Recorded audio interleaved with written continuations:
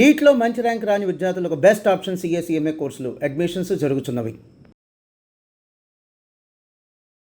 వాగర్థావివ సంపృక్తౌ వాగర్థ ప్రతిపత్తయే జగతః పితరౌ వందే పార్వతీ పరమేశ్వరౌ. ఆదిత్యాయ చ సోమాయ మంగళాయ బుధాయ చ గురుశుక్ర శనిభ్యశ్చరాహవే కేతవే నమః. శృంగేరి జగద్గురు పీఠాధిపతులకి కంచి పీఠాధిపతులకి నమస్కారములు తెలియజేసుకుంటూ కార్యక్రమాన్ని ప్రారంభిద్దాం. వీక్షించేటువంటి ప్రేక్షకుల్లో చాలామంది గత కొన్ని నెలలుగా ఈ పక్ష ఫలాల గురించి మనం తెలియజేస్తున్నాం. రాశి ఫలాలు చాలామంది ఎంతోమంది ఆదరిస్తున్నారు. వాళ్ళ నిజ జీవితంలో చాలామంది నిజంగా జరుగుతున్నాయండి, మీరు చెప్పినట్టే జరుగుతున్నాయి, ఏ రోజుకు ఆ రోజుకి సంబంధించినటువంటి ఖర్చు కానీ ఆదాయం కానీ అలాగే ఉంటుంది, ఇక మానసికమైనటువంటి ఒత్తిళ్లు కూడా చెప్పినటువంటి రోజుల్లో ఉంటున్నాయి అని చెప్తున్నారు. కానీ కొంతమంది మాకు ఇవేవి జరగట్లేవు ఎందుకని అని చెప్పి అడుగుతున్నారు. అయితే ఇక్కడ క్లారిటీ మీకు ఒకటి తెలియచేస్తాను. ముఖ్యంగా పేరును బట్టి కాకుండా జన్మ నక్షత్రము ఉండి జన్మ రాశి గనక ఉన్నటువంటి వాళ్ళు ఖచ్చితంగా ఆ రాశే చూసుకోవాలి. అది ఒకటి పాయింట్ గుర్తుపెట్టుకోవాలి. ఇక రెండో పాయింట్, చాలామంది ఈ జొడాయిక్ సైన్ సన్ ప్రకారం కనుక రవి ప్రకారం సూచించబడినటువంటిది. అంటే ఏంటి, జూలై 23 నుంచి ఆగస్టు 23 వరకు సింహరాశికి సంబంధించినటువంటి వాళ్ళు. ఈ జూలై 23 నుంచి ఆగస్టు 23 మధ్యలో పుట్టిన వాళ్ళు సింహరాశి చూసుకుంటున్నారు. అది తప్పు. మీరు పుట్టిన డేటు, టైము, ప్లేస్ను బట్టి మీకంటూ ఒక నక్షత్రము, ఒక రాశి ఉంటుంది. ఆ రాశి మాత్రమే చూసుకోవాలి. అయితే కొంతమంది మరి మాకు నక్షత్రాలు రాశులు లేవండి, మరి ఏంటి అన్నప్పుడు నామ నక్షత్రాన్ని బట్టి చూసుకోవాలి. అయితే ఇక్కడ కూడా చాలామంది పొరబడుతున్నటువంటి విషయం ఏంటంటే, ఉదాహరణకి లక్ష్మి అనే అమ్మాయి ఉంది. ఆ అమ్మాయి చూచే చోళ కాబట్టి లక్ష్మి అని అంటే అశ్విని నక్షత్రంగా భావించుకొని మేషరాశిగా భావించుకొని మేషరాశి ఫలాలు చూస్తున్నారు. కానీ ఆ లక్ష్మి అనే అమ్మాయికి తెలుసు తాను కన్యారాశిలో పుట్టాను అని చెప్పి. కన్యారాశి చూడకుండా నామనక్షత్రమైనటువంటి అశ్విని నక్షత్రం సూచించే లక్ష్మి అనే పేరుని సూచించే మేషరాశిని చూసుకోవడం వల్ల ఆ అమ్మాయికి ఫలితాలు తారుమారవుతాయి. కాబట్టి ఏత వాత చెప్పొచ్చేది ఏమిటంటే, కంక్లూజన్ ఒకే మాటలో చెప్పాలంటే, మీకు జన్మ నక్షత్రము ప్రకారము జన్మ రాశి ఉంటుంది. ఆ రాశిని బట్టే చూడాలి తప్ప సన్ జొడాయిక్ సైన్ అనగా ఈ మంత్లో పుట్టిన వాళ్ళు ఈ రాశి అని చెప్పుకుంటారు కదా, అది తప్పు. అది ఫాలో కాకూడదు. అలాగే మీకు జన్మ నక్షత్రము జన్మ రాశి తెలియకపోతేనే అప్పుడు నామ నక్షత్రాన్ని బట్టి చూసుకోవాలి. ఇది క్లారిటీగా అందరూ గమనించగల ప్రార్థన. అప్పుడే ఇప్పుడు నేను చెప్పబోయే ప్రతి పక్ష ఫలాలు చెప్పబోయే ఫలితాలు మీకు దాదాపుగా 90% మీకు సూట్ అవుతాయని చెప్పవచ్చు. ఇక గమనించుకున్నట్లయితే 12 రాశులకి సంబంధించినటువంటి ఫలితాలు మనం తెలుసుకునే ముందు ఈ యొక్క జూన్ 1వ తారీఖు నుంచి 15వ తారీఖు వరకు గ్రహ సంచారం ఏ విధంగా ఉందో తెలుసుకుందాం. యాజ్ యూజువల్గా శని మీనరాశిలో, రాహు కుంభరాశిలో, కేతు సింహరాశిలో, అలాగే శుక్రుడు మేషరాశిలో మరియు వృషభ రాశిలో రవి సంచారము, 6వ తారీఖు వరకు బుధుడు వృషభ రాశిలో, 7వ తారీఖు నుంచి బుధుడు మిథున రాశిలో, అలాగే గురువు మిథున రాశిలో, కుజుడు 6వ తారీఖు వరకు కర్కాటక రాశిలో, తదనంతరం 7వ తారీఖు నుంచి కుజుడు సింహరాశిలో మరియు కేతు కూడా సింహరాశిలోనే సంచారం చేస్తున్నాడు. కాబట్టి దీన్ని బట్టి ఫలితాలు ఆయా రాశుల వారికి ఏ విధంగా ఉండబోతుందో మనం తెలుసుకునే ప్రయత్నం చేద్దాం. ద్వాదశ రాశులలో భాగంగా 4వదైనటువంటి కర్కాటక రాశిలో జన్మించినటువంటి వారికి జూన్ 1వ తారీఖు రోజున 15వ తారీఖు రోజు వరకు ఏ విధంగా ఉండబోతుందో క్లుప్తంగా తెలియచేసుకుందాం. రాశిలోనే 6వ తారీఖు వరకు కుజుని యొక్క సంచార ప్రభావం. ఈ కారణం చేత మీరు మొండితనంతో ఎక్కువగా ఉంటారని చెప్పవచ్చు. ఇక మిమ్మల్ని మించిన వాళ్ళు లేరు అనేటువంటి భావన చాలా మటుకు తగ్గించుకోండి. ఎందుకనంటే ఇది భవిష్యత్తులో రాను రాను మీకు కొన్ని అవకాశాన్ని కోల్పోయేలా చేస్తుంది.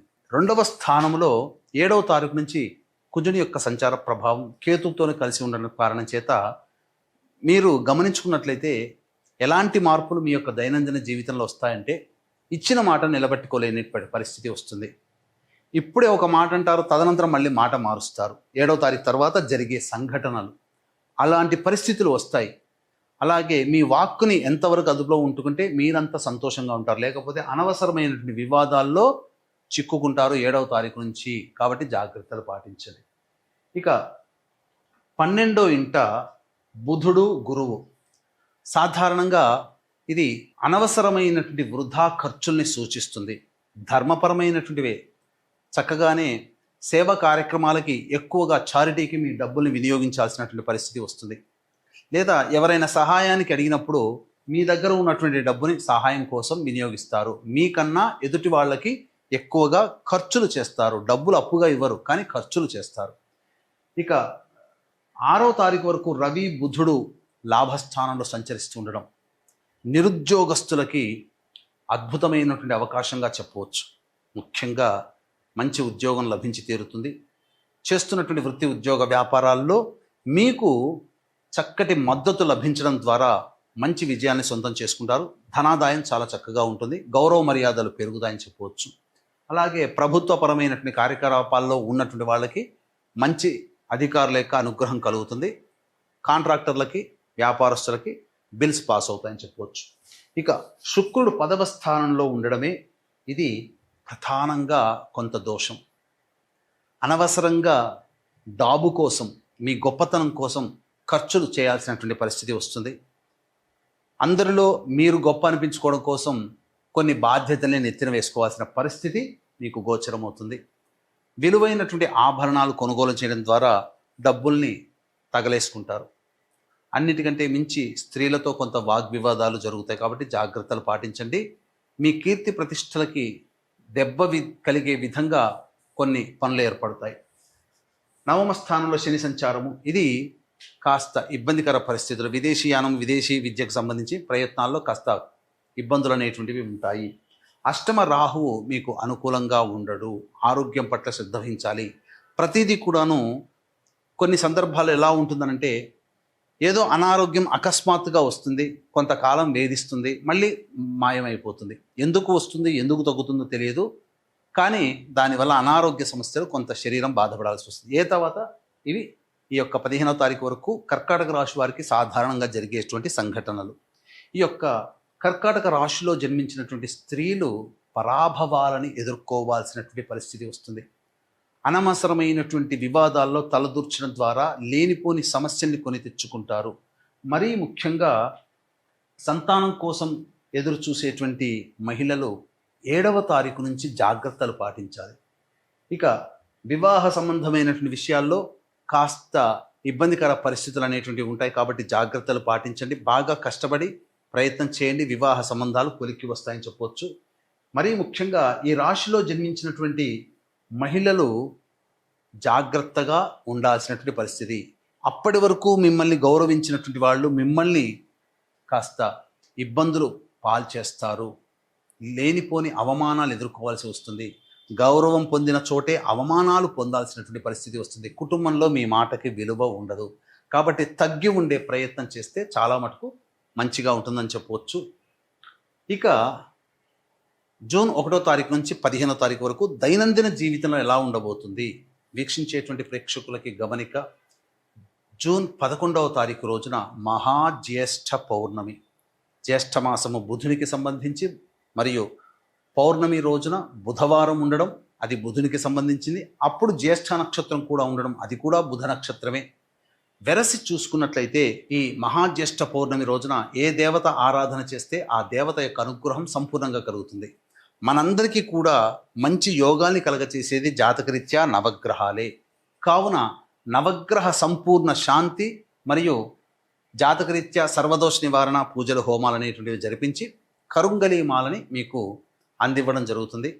అవకాశం ఉన్న వాళ్ళు కార్యక్రమ తదనంతరం కాంటాక్ట్ చేసి మీ గోత్రనామాలు నమోదు చేసుకోవచ్చు. ఇక 1వ తారీఖు రోజున పెండింగ్లో ఉన్నటువంటి పనులని పూర్తి చేసుకుంటారు. విందులు వినోదాల్లో పాల్గొంటారు. మిత్రుల కలయికతో ఆనందంగా గడుపుతారని చెప్పవచ్చు.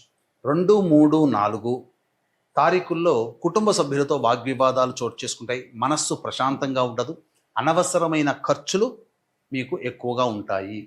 5, 6 తారీఖుల్లో సోదర సోదరీమణులతో ఇతర సహాయ సహకారాలతో పనులన్నీ పూర్తి చేసుకుంటారు. ఆనందకరమైన జీవితాన్ని పొందుతారు. మీ యొక్క పనులు ఇతరుల వలన సంపూర్ణంగా పూర్తి చేసుకుంటారు. అలాగే రాని బాకీలు వసూలవుతాయి, ఆనందకరంగా జీవిస్తారు. 7, 8, 9 తారీఖుల్లో తల్లిగారి ఆరోగ్యం పట్ల శ్రద్ధ వహించాలి.